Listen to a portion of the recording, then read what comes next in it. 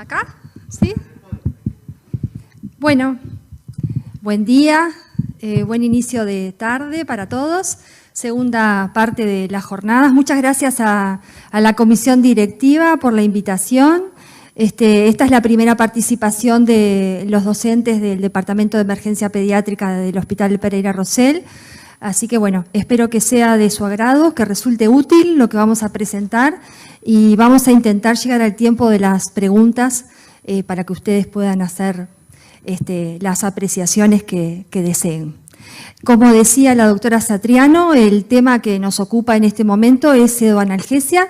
La voy a focalizar fundamentalmente en los procedimientos, pero este es un campo mucho más abarcativo y hace a todo lo que tiene que ver con el dolor, la ansiedad y el miedo, que puede ser un niño que no requiera un procedimiento, sino que venga en esa situación.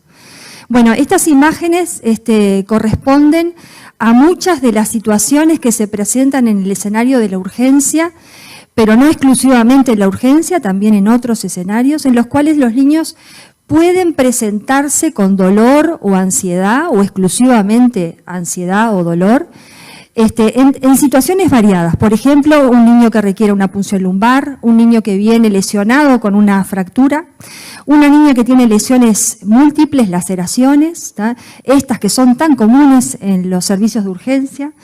Un niño quemado, por ejemplo, que viene en su primer contacto o que requiere el procedimiento de la curación. Un niño que viene con una neumonía, un derrame pleural y que tenemos que hacer diagnóstico y en algunos casos terapéutico la punción torácica.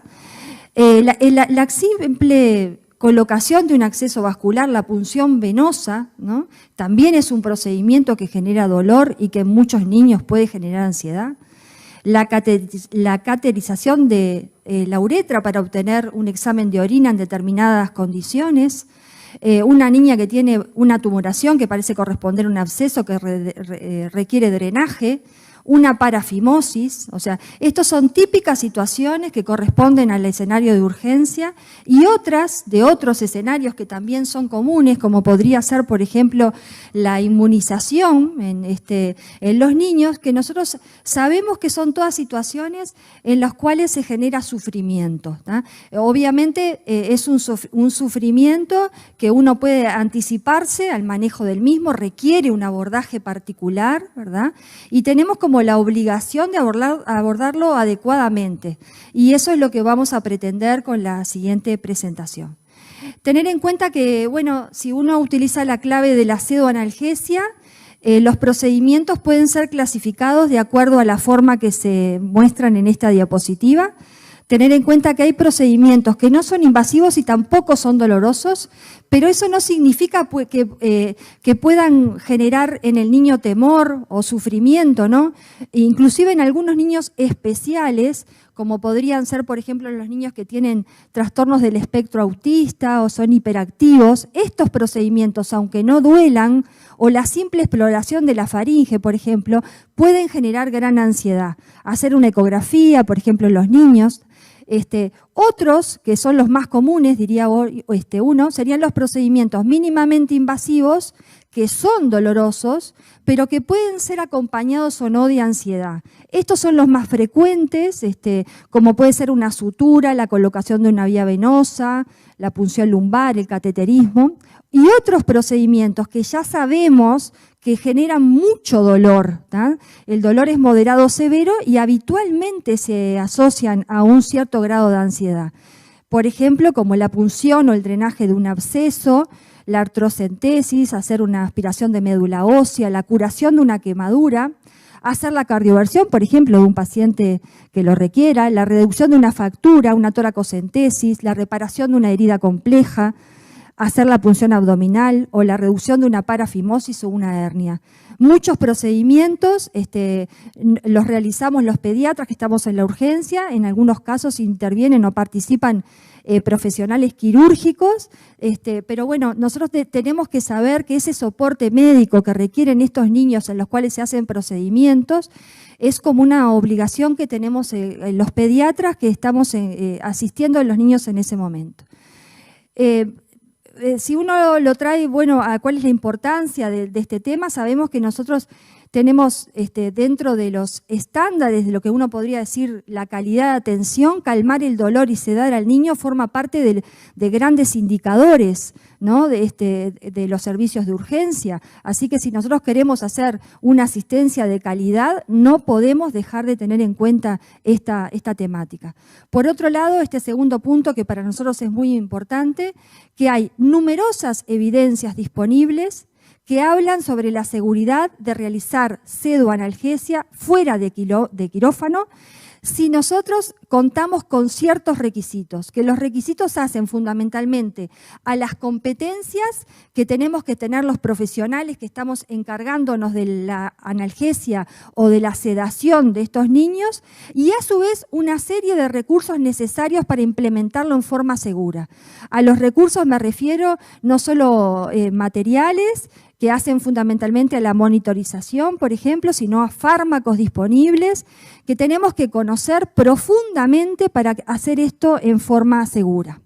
Todos sabemos que el dolor es una experiencia emocional y sensorial desagradable que se asocia a un daño que muchas veces el dolor y esos cambios fisiopatológicos que se producen, que están bien estudiados, como es el aumento del gasto cardíaco, el aumento del metabolismo cerebral, liberación de catecolaminas, hiperglicemia, alteraciones en la ventilación, vómitos, son fenómenos que acompañan al dolor, que muchas veces también distorsionan nuestra interpretación de la clínica. O sea, de alguna forma nosotros tenemos que considerar, muchas veces reevaluar al paciente que tiene dolor porque sabemos que produce esto, un aumento de la frecuencia cardíaca, la presión arterial, ¿no?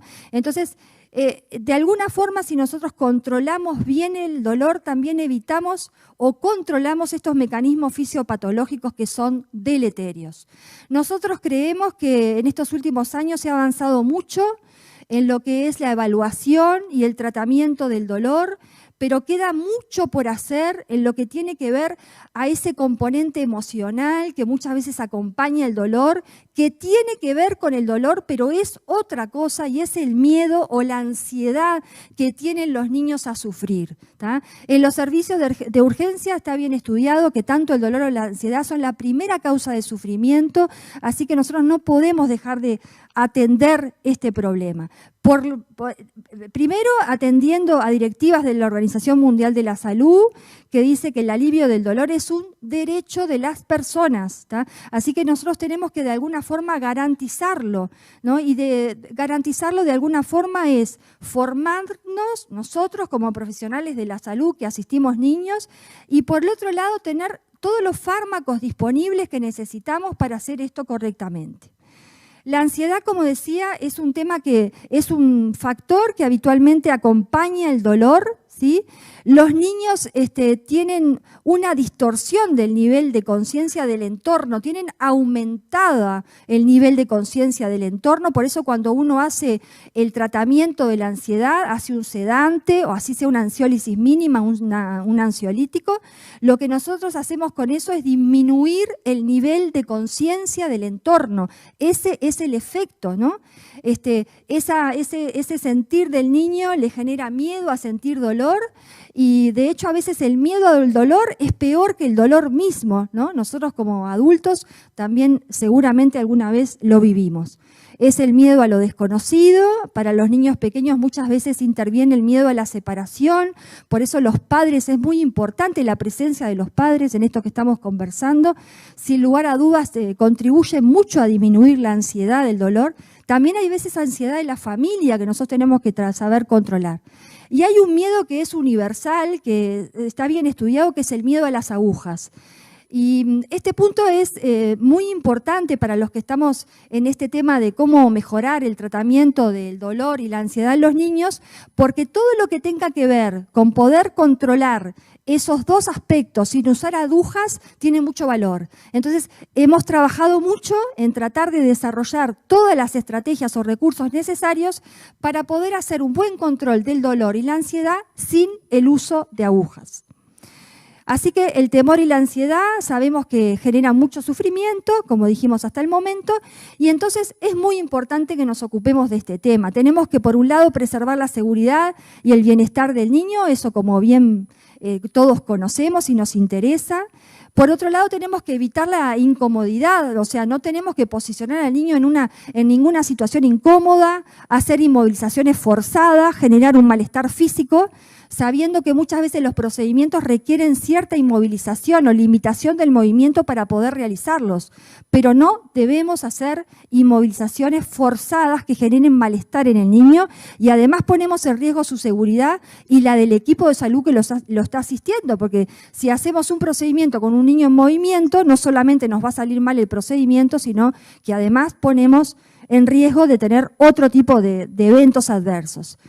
Saber que con esto controlamos la ansiedad, que vamos a minimizar el trauma psicológico que está bien estudiado, que se genera en los niños, y además vamos a maximizar, dependiendo un poco de cuál sea la selección de los fármacos que utilicemos, de potenciar la amnesia del episodio. Sepamos que el dolor tiene memoria y que si nosotros hacemos una intervención, un procedimiento generando dolor en el niño, ese mismo niño frente a un evento similar, que puede ser el mismo procedimiento u otros, su umbral de dolor va a ser mayor y esa memoria que tiene de ese evento se va a maximizar y va a ser mucho más difícil controlarlo posteriormente.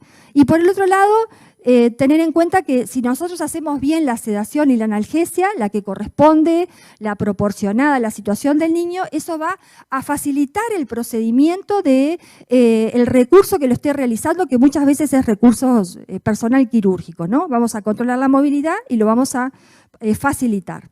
Así que debemos considerarlo en todos los casos. Como dice Mirko, tener presente siempre que los niños contienen sueños, así que tenemos que cuidarlo y esto que estamos planteando ahora en este momento forma parte de ese cuidado. Para empezar, nosotros tenemos un tiempo acotado, preparamos con la doctora Osta 4 casos, yo me voy a ocupar de los 2 primeros y ella de los 2 que siguen. Tratamos de traer situaciones que les van a resultar bien comunes y de todos los días. Este es un niñito que asistimos hace pocos días en el departamento de emergencia pediátrica.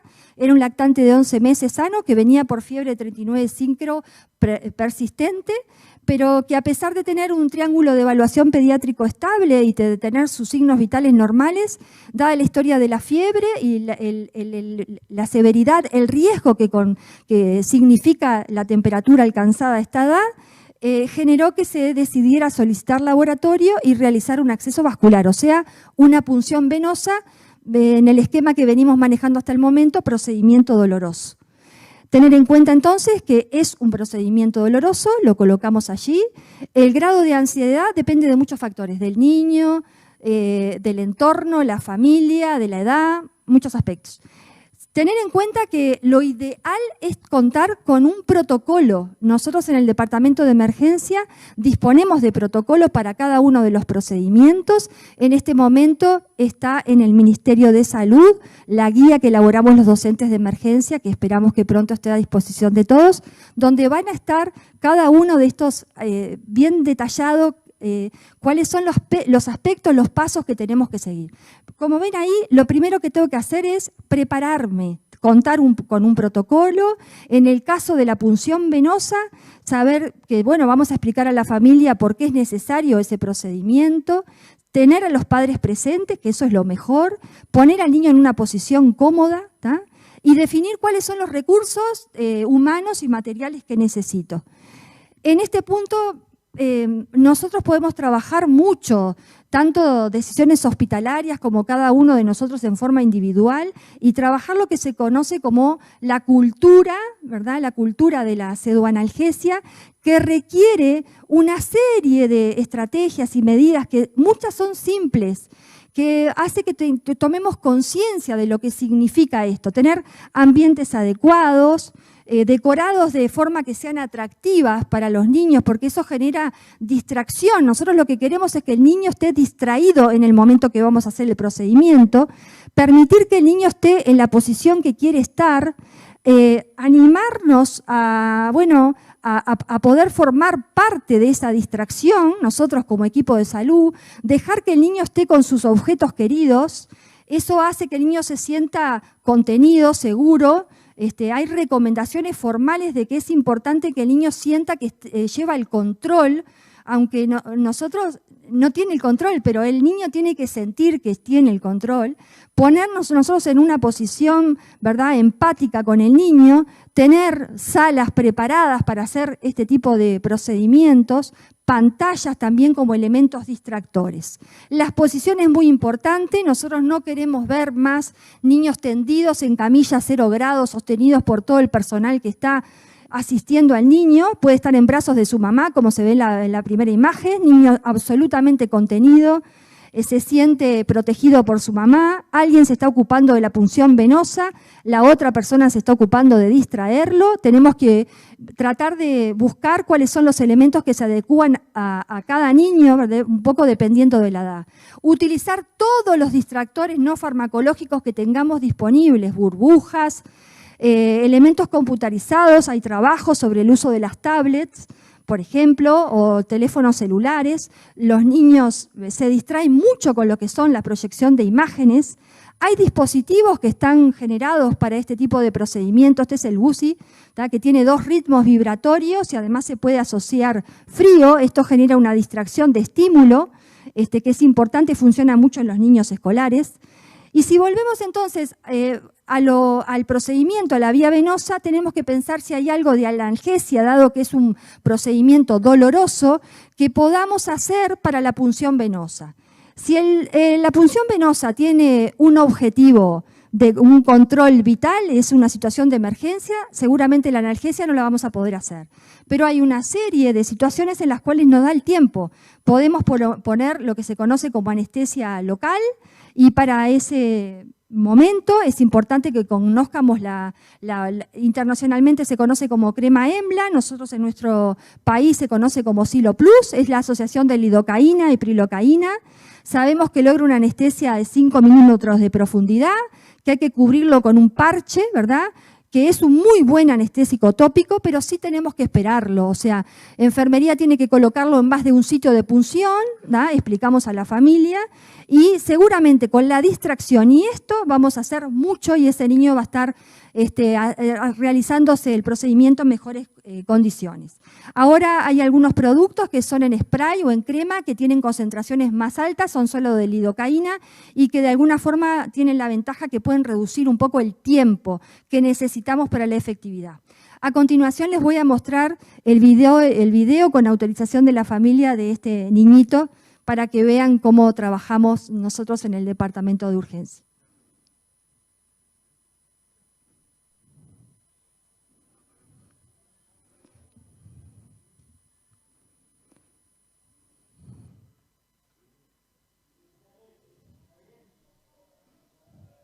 Obsérvese cómo está distraído el niño, atendiendo otra cosa. Le vamos a poner algo que le gusta. La enfermería está puncionándolo. Vuelve, ¿verdad? Pero el objeto de distracción es más potente.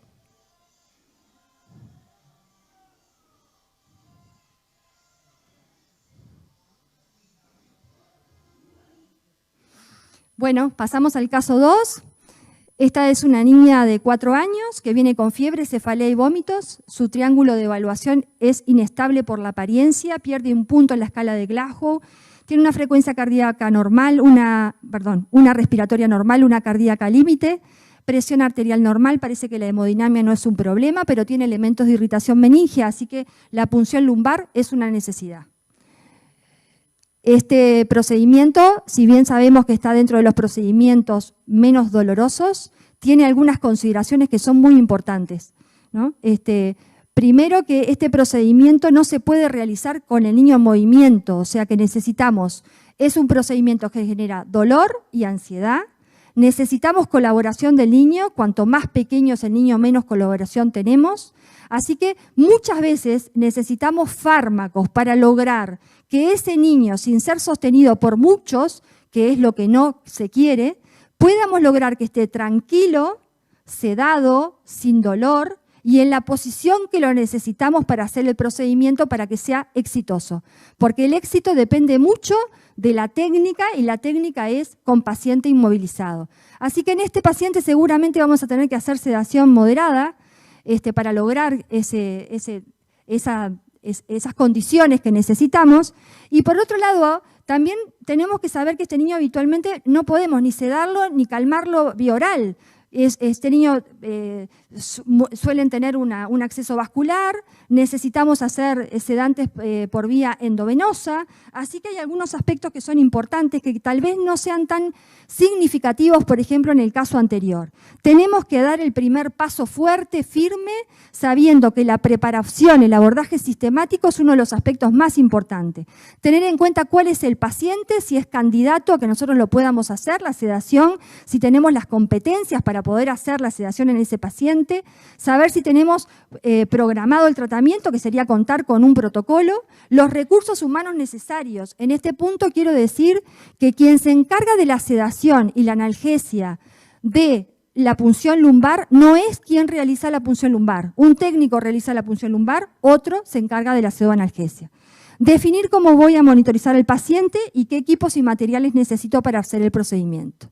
Así que eso, si nosotros respetamos todos esos pasos, minimizo el riesgo de un evento no deseado, o sea, pongo al paciente en un lugar bien seguro, ¿tá? Si considero cada uno de los pasos, en este caso, en particular, porque voy a usar drogas endovenosas y porque mi objetivo seguramente va a ser hacer sedación moderada.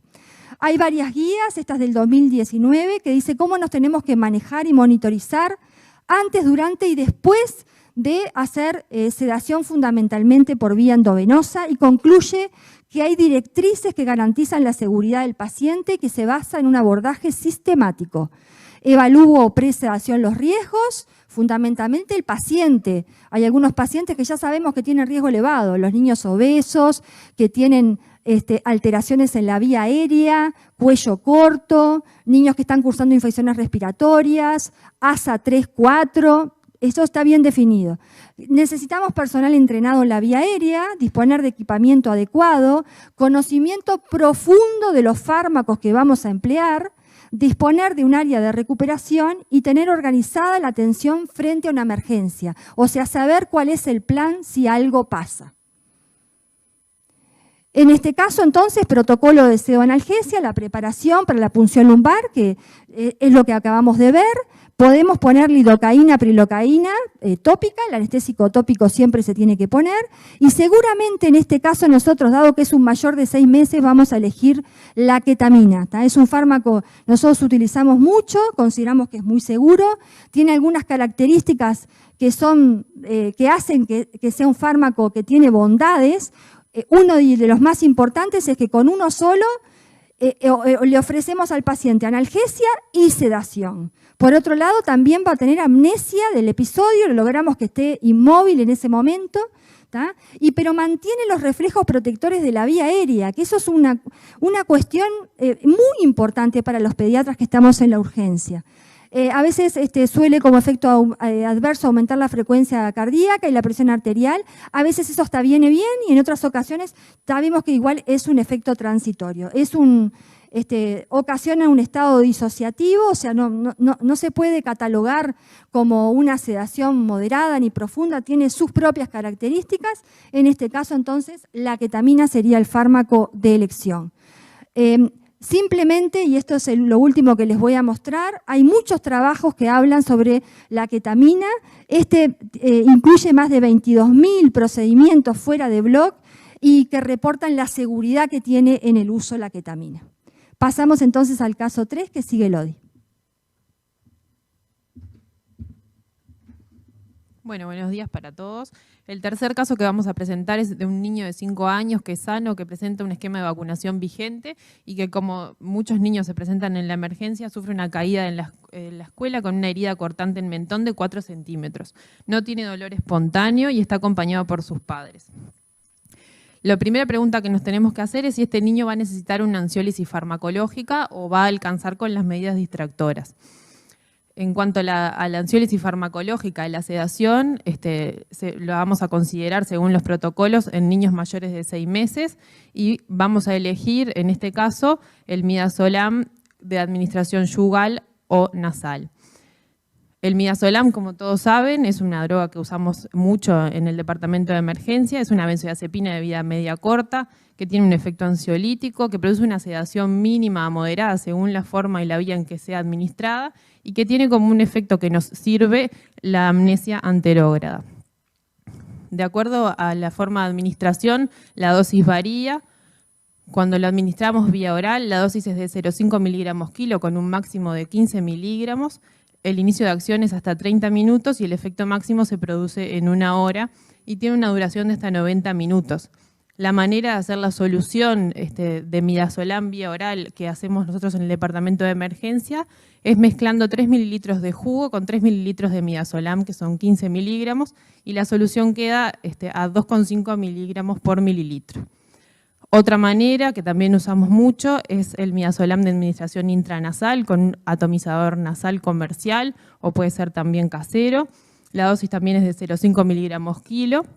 Se debe administrar 0,5 a 1 cc en cada fosa nasal. Inicio de acción es mucho más rápido que la administración vía oral y el efecto máximo es a los 10 minutos. Y por último tenemos como otra vía la mucosa yugal, que la dosis también es 0,5 miligramos kilo y tiene un inicio de acción a los 10 minutos. Como siempre, tenemos que controlar, sobre todo cuando no hacemos el aporte intravenoso, los controles van a ser clínicos con frecuencia cardíaca, frecuencia respiratoria, la saturometría y la presión arterial. Otra cosa que tenemos que considerar en este niño y que vamos a usar es la anestesia local. La anestesia local que vamos a utilizar, como ya muchas personas utilizan en los departamentos de emergencia, es el GELLAT, que se debe aplicar 40 minutos antes de realizar la sutura. Hay que verificar siempre que no existan contraindicaciones, colocar un parche oclusivo para favorecer la absorción del fármaco y coordinar siempre con el especialista que realizará el procedimiento. Este trabajo ya tiene 11 años, o sea que ya hace muchos años que se usa el GELLAT en distintas partes del mundo y concluye que la aplicación de GELLAT resulta útil para suturar heridas no complicadas en niños sin ocasionar dolor, especialmente cuando éstas se localizan en cara o en cuero cabelludo y son menores de 5 centímetros.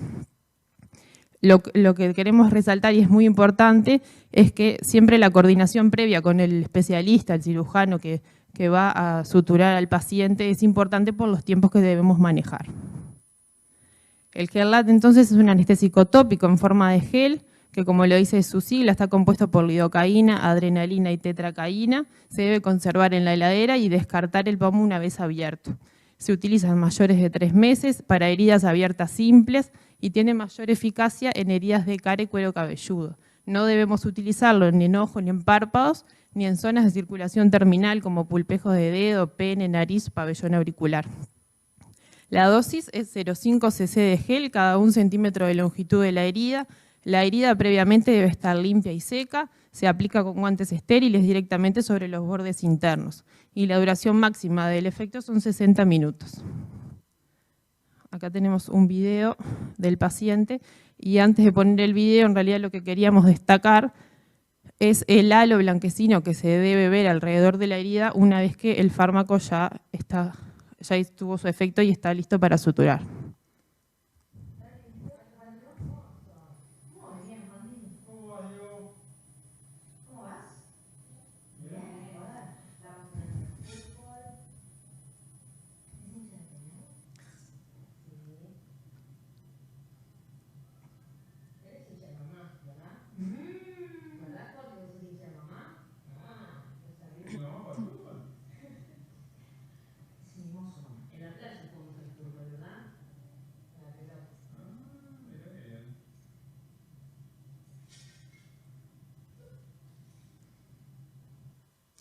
En este niño, como vemos, se usaron medidas distractoras, como por ejemplo conversar con él, y no tuvimos que utilizar ansiólisis farmacológica.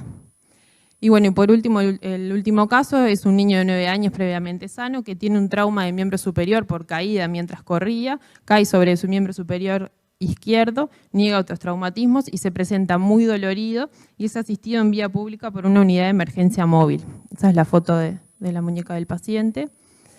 Este paciente se presenta estable en la valoración primaria, entonces pasa a ser nuestra prioridad calmar el dolor, ¿no? Para eso necesito aplicar una escala del dolor, que en este caso es muy intenso, y según las recomendaciones para tratar el dolor por fracturas, va a entrar en dolor severo, vamos a necesitar la administración de opioides.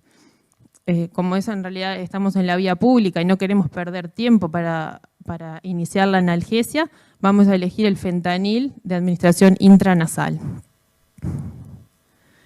Esta es una página que está en la web que ustedes pueden consultar para chequear todas las drogas que se usan de administración intranasal y sus beneficios. Y bueno, este es un trabajo que se estudia la administración de fentanil para el dolor agudo en niños. Es una revisión sistemática de 2 estudios donde no se encontraron efectos secundarios graves. De hecho, el efecto secundario que tuvo más incidencia fueron los vómitos comparados con el placebo. Esta gráfica muestra los niveles de concentración sérica que se alcanzan de la administración intravenosa de opioides en comparación con los niveles que se alcanzan por la administración intranasal, y se puede ver que de manera de administración intranasal no se llega al efecto más temido, que es la depresión respiratoria. Y bueno, y para terminar, este trabajo que es nuevo de junio de este año, que estudia el uso de ketamina para el tratamiento del dolor agudo en el niño. Es también una revisión sistemática y un metaanálisis de 546 artículos, y concluye que la administración intranasal de ketamina a dosis analgésicas, que es de a 1 a 2 miligramos kilo, debe ser considerada como alternativa a opioides para el tratamiento de dolor agudo en niños. Por lo tanto, podemos utilizar también ketamina. Bueno, muchas gracias.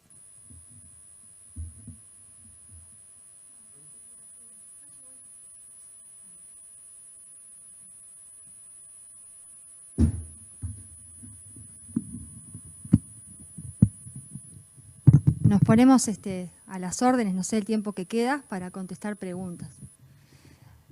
A ver qué dice. Si el paciente no ingresa, ¿se aconseja pedir igual en lactantes? ¿Por qué algunas mutualistas solo se pide si ingresa?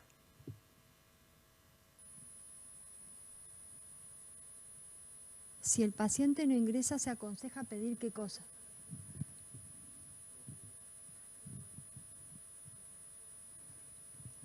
¿Sabemos quién preguntó para saber?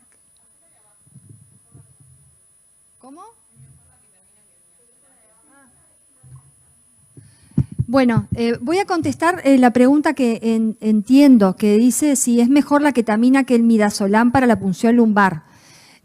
Acá lo que hay que tener es el conocimiento de los fármacos. El midazolam es exclusivamente un sedante, o sea que en definitiva, si yo uso midazolam, tengo que asociar un analgésico, o sea, además de hacer el anestésico tópico, tendría que hacer sí o sí, por ejemplo, una inyección de lidocaína, lo mínimo local, y tal vez agregar un analgésico asociado endovenoso. O sea, la ventaja de la ketamina es que para la punción lumbar es que con un solo fármaco puedo hacer analgesia y sedación, porque tiene el doble efecto, ¿no? O sea, haría, por ejemplo, crema EMLA o Siloplus local, espero el tiempo que corresponde y solamente haciendo ketamina, con eso alcanzaría.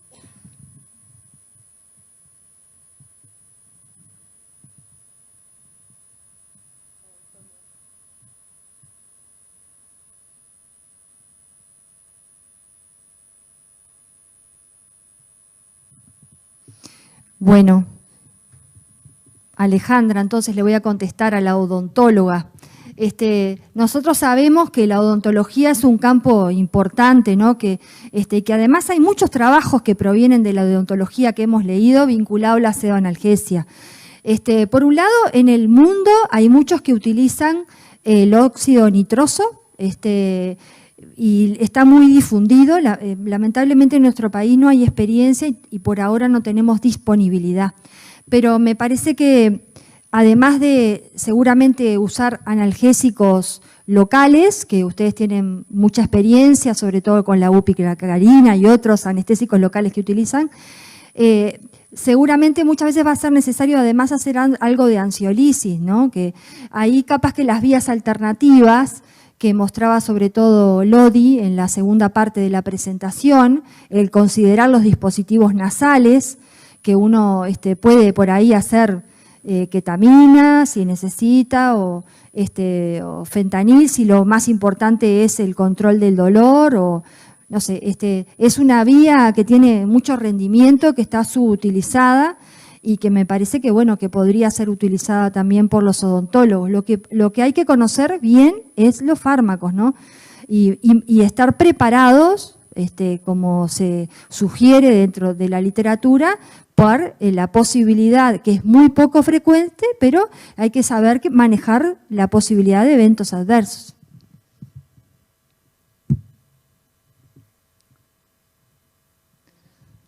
Bueno, para contestar esa pregunta interesante que por una cuestión de tiempo no habíamos podido, está muy reducido lo que se puede utilizar para un lactante pequeño, ¿no? Menor de 6 meses, para algunos podrían ser los menores de 3 meses, que además cuando uno lo mira desde el ojo del pediatra, seguramente esa es la población de niños en la cual hacemos más punciones lumbares y que uno tendría cierta limitante el uso de ketamina. No es que no se pueda usar, pero bueno, tiene una contraindicación relativa. Lo que se recomienda ahí, además de hacer los anestésicos locales, o sea, por ejemplo, hacer la prilocaína y lidocaína, excepto que sea un prematuro, que tenga algún riesgo de metahemoglobinemia, en todos los demás niños lo podemos hacer. Tenemos que hacer alguna sustancia, lo que se recomienda es hacer azúcares, sucralosa al 24%, que se puede preparar, o estamos en la fase que estamos tramitando, gestionando, que podamos disponer de eso ya, que no lo tengamos que hacer artesanal, por boca. O sea, lo que se sugiere es hacer sucralosa durante el procedimiento, o sea, poner en una posición cómoda al lactante y administrar sucralosa o poner a través del chupete o poner en la mucosa yugal. Hay varias formas de hacerlo, ¿tá? Porque libera opioides endógenos y de alguna forma tiene el mismo efecto sedante y analgésico que tendrían los opioides. Así que el plan sería tópico y sucralosa.